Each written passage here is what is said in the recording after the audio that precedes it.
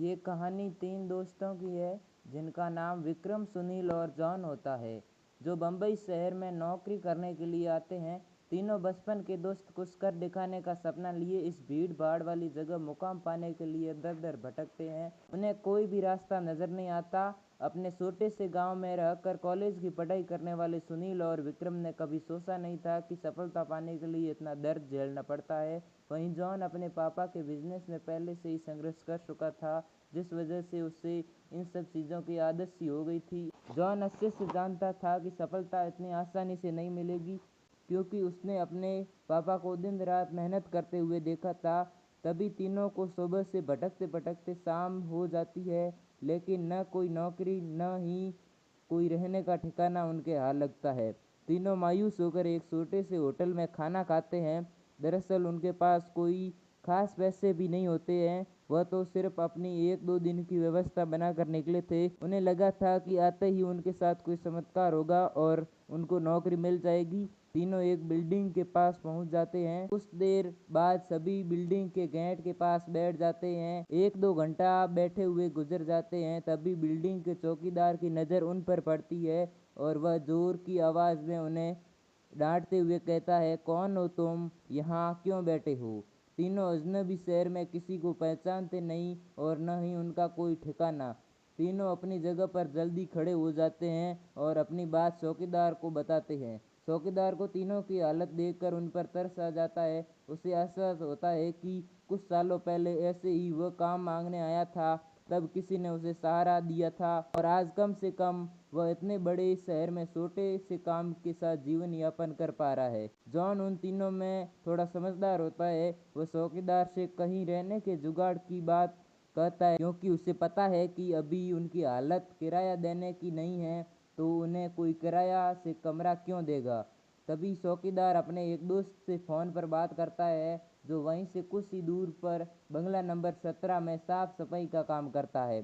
चौकीदार अपने दोस्त को सारी बात बताता है। तभी उसका दोस्त कहता है कि मेरे साहब तो अपने परिवार के साथ 2 महीनों के लिए बाहर गए हैं, तब तक रहने का इंतजाम कर सकता हूँ। यह बात सुनकर तीनों दोस्त बहुत खुश हुए और वह जल्दी से चौकीदार से कहते हैं कि आप हमें बता दीजिए हम उनके पास कैसे पहुँच सकते हैं। चौकीदार कहता है कि वह बंगला थोड़ा दूर है, रात को वहाँ कोई टैक्सी ऑटो भी नहीं मिलेगा। आज तुम लोग यहीं सो जाओ, कल सुबह हम साथ चलेंगे। तीनों उसकी बात मान जाते हैं। सुबह उठते ही तीनों चौकीदार के साथ बंगले में पहुंच जाते हैं। बंगले की खूबसूरती देखकर तीनों दोस्त हक्का बक्का रह जाते हैं। उन्हें यकीन ही नहीं होता कि उन्हें इतने अच्छे बंगले में रहने का मौका मिलेगा। बंगले का नौकर तीनों दोस्त को गेस्ट रूम में ले जाता है। तीनों दोस्त रूम में पहुंचकर राहत की सांस लेते हैं। जल्दी से तीनों नहाकर तैयार हो जाते हैं और काम की तलाश में निकल जाते हैं। अब रहने का ठिकाना लग चुका था। तलाश थी तो केवल अच्छे काम की, जिससे उनका गुजारा चल सके। लेकिन आज भी उनके साथ वही होता है। सुबह से शाम हो चुकी थी, लेकिन तीनों हताश होकर वापस अपने स्थान आ जाते हैं। नौकर तीनों के लिए खाने का इंतजाम करते हैं, जिससे उन्हें बहुत ही राहत मिलती है। आज तीनों दोस्तों के लिए बंगले की पहली रात होती है। रात को 12 बजते ही अचानक विक्रम की नींद खुल जाती है और वह अपने आप को बंगले के तहखाने में पाता है, जहां पुराना सामान इकट्ठा करके रखा हुआ था। उसे समझ नहीं आता कि यह वहां कैसे पहुंचा। घबराहट में अपने दोस्तों को आवाज़ लगाता है, लेकिन किसी को सुनाई नहीं देता। तभी उसके कानों में सब कुछ सुनाई बंद हो जाता है और सिर्फ एक औरत के रोने की आवाज़ आती है। विक्रम चिल्लाकर पूछता है, कहाँ हो तुम, क्यों रो रही हो? अगले ही पल विक्रम अपने बिस्तर में होता है। वह डर के कारण पसीने से लथपथ हो जाता है। वह अपने दोस्तों को जगाता है। सुनील और जॉन दोनों उसकी बात का मजाक उड़ाते हैं और कहते हैं, तुमने कोई सपना देखा होगा, इस बंगले में तो हमारे अलावा कोई भी नहीं है। और विक्रम भी अपने दोस्तों की बात का यकीन करके इस घटना का बुरा सपना समझकर नज़रअंदाज करके सो जाता है। सुबह उठते ही तीनों दोस्त फिर से तैयार होकर काम ढूंढने निकल पड़ते हैं, लेकिन जैसे ही वह बंगले के गेट से बाहर निकलते हैं, अचानक कोई औरत आकर विक्रम को चिट्ठी देती है, जिसमें लिखा होता है, तुम इस पते पर जाओ तो काम मिल जाएगा। और औरत अचानक भागते हुए उनकी नज़रों से ओझल हो जाती है। तीनों दोस्त सोच में पड़ जाते हैं कि हमें काम की ज़रूरत है, यह इस औरत को कैसे पता। लेकिन तीनों को काम की बहुत ज़रूरत होती है। उन्हें लगता है कि भगवान ने उनकी मदद करने के लिए किसी को भेजा होगा और तीनों उसी दिशा में आगे निकल जाते हैं जहाँ का पता उस कागज़ पर लिखा होता है। यहाँ पहुँचते ही उन्हें एक बहुत बड़ी बिल्डिंग दिखाई देती है। दरअसल यह बहुत बड़ी कंपनी होती है और तीनों कंपनी के गेट पर पहुँचते हैं और वहाँ के सिक्योरिटी गार्ड को चिट्ठी दिखाते हैं। सिक्योरिटी गार्ड चिट्ठी नियुक्त विभाग के पास भेज देता है और जैसे ही प्रबंधक को वो चिट्ठी मिलती है तो उसमें उसके मालिक का हस्ताक्षर होता है। वह उन तीनों से पूछता है, आप हमारे मालिक को कैसे जानते हैं?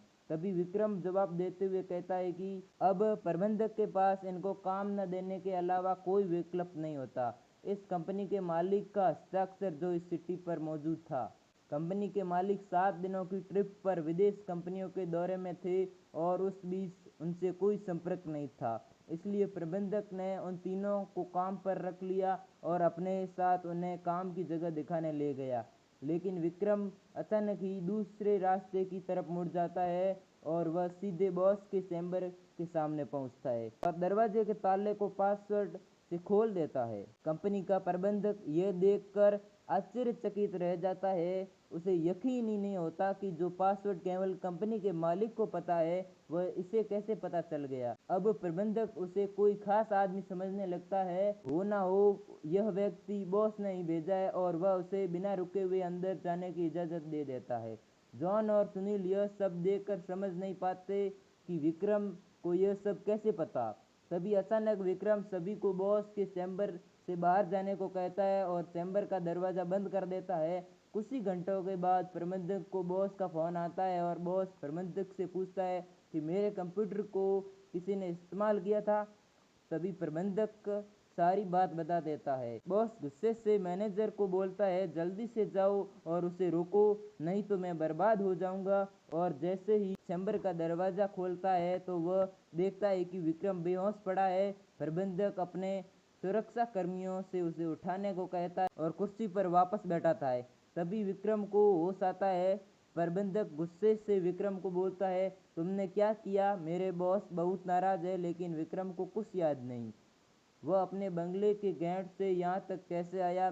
दरअसल वह बंगला पहले उसी बॉस का होता था और बॉस ने बंगले को अपने ऑफिस की एक लड़की के लिए खरीदा था और कभी कभी साथ रहता था। लड़की उसके कंपनी में काम करती थी। बॉस पहले से ही शादीशुदा था और यह बात अच्छे से जानता था कि एक ना एक दिन वही लड़की उसके लिए खतरा बन सकती है। इसलिए वह उसकी निजी अश्लील वीडियो रिकॉर्ड कर लेता और एक दिन जब लड़की को यह बात पता चलती है तो दोनों में खींचातानी करते हुए लड़की के सर में चोट लग जाती है और वह दम तोड़ देती है। बॉस बंगले के गार्डन में ही लड़की को दफना देता है और लड़की की मौत के साथ ही उसका राज दफन हो जाता है। लेकिन जब उस बंगले में तीनों दोस्त आते हैं तो विक्रम गार्डन में घूमते हुए उस जगह पर अपना पैर रख देता है जहाँ पर उस लड़की को दफनाया गया था, जिस वजह से उस लड़की का सीधा संपर्क विक्रम से बन जाता है। वह विक्रम के अंदर प्रवेश कर जाती है और उसे काबू में करके बदला लेने के लिए ऑफिस प्रवेश करती है और बॉस की काली करतूत को इंटरनेट पर वायरल कर देती है। बॉस को विदेश में ही गिरफ्तार कर लिया जाता है। उसका काला चिट्टा सबके सामने खुल जाता है और वह बेनकाब हो जाता है। उस लड़की ने मरने के बाद भी अपना बदला ले लिया। अब शायद उसकी आत्मा को शांति मिल जाएगी। तीनों दोस्त उस बंगले को बुरा सपना समझकर भूल जाते हैं और इस दर्दनाक भूतिया कहानी का अंत हो जाता है।